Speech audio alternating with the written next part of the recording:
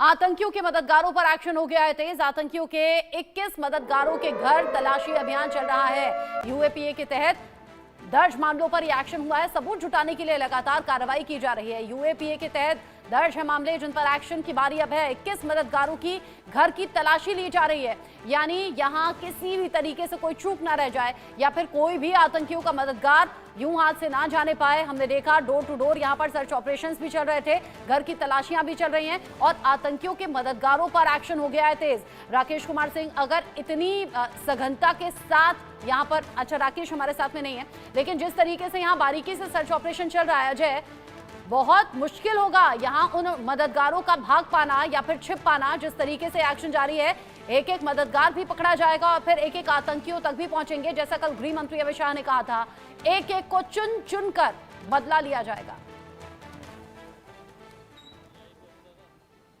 देखिए रचना, एक चीज को समझना होगा कि जम्मू कश्मीर में जो मौजूदा स्थिति है, अगर उसे काबू में करना है, जम्मू कश्मीर में मौजूद आतंकी नेटवर्क को खत्म करना है, तो यकीनन ओवरग्राउंड वर्कर के नेटवर्क को पूरी तरीके से उखाड़ फेंकना होगा।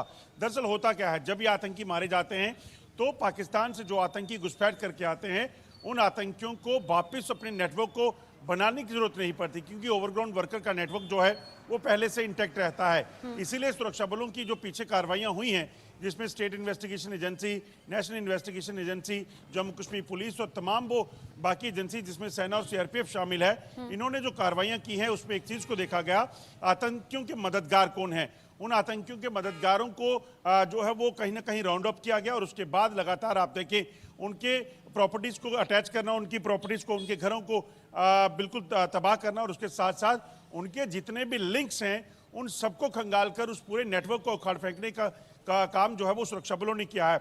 यही वजह है, आप देखें तो 2014 के बाद जब आतंकी कमांडर तमाम मारे गए तो उसके बाद आतंकवाद लगातार डिक्लाइन कर रहा था। अब जो चुनाव हुए, चुनावों के वक्त जो घुसपैठ सरहद पार से हुई, उन आतंकियों ने आके जम्मू कश्मीर में एक बार फिर से हमलों को अंजाम दिया।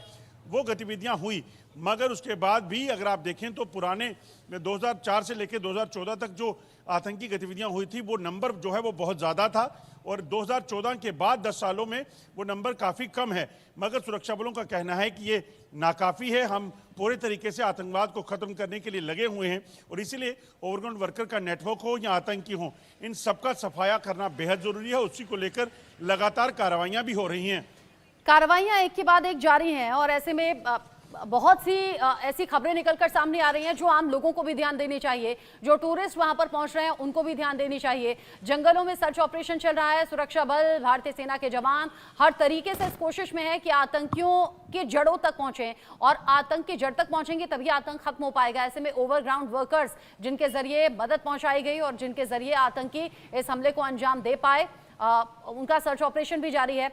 आशिक मीर, क्या वहां लोकल लोगों के लिए किसी तरह के कोई इंस्ट्रक्शंस हैं क्या? कुछ संदिग्धों की तस्वीरें जारी की गई हैं क्या? ऐसा कुछ है क्या कि इन चेहरों को देखें तो इन्फॉर्म करें या ऐसी कोई भी संदिग्ध परिस्थिति दिखे तो इन्फॉर्म करें?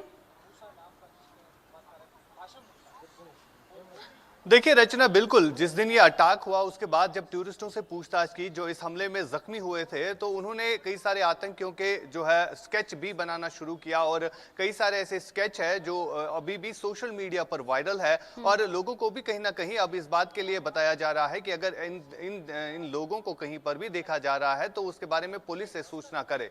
फिलहाल लगातार जिस हिसाब से पुलिस की तरफ से कार्रवाइयां चल रही है, पुलिस के साथ साथ जितनी भी जांच एजेंसियां है वो लगातार इस तरह की कार्रवाइयां कर रहे हैं। अभी आपको बताने चाहेंगे कि जिस हिसाब से ऑपरेशन चलाया जा रहा है इंडियन आर्मी के जरिए, कई सारे ऐसे ओजीडब्ल्यू वर्कर्स को भी गिरफ्तार किया गया है, जिससे गिरफ्तारी जरूरी है भी, क्योंकि आतंक की जड़ तक पहुंचेंगे तभी आतंक का पूरा खात्मा होगा। बाकी सुरक्षा एजेंसियां और सेना के जवान, सुरक्षा बल जिस तरीके के एक्शन ले रहे हैं उसको लेकर जो भी अपडेट होगा आगे अजय और आशिक आपके जरिए दर्शकों तक पहुंचाएंगे। अभी के लिए आप दोनों का शुक्रिया। राकेश कुमार सिंह भी हमारे साथ जुड़े थे, आपका भी शुक्रिया।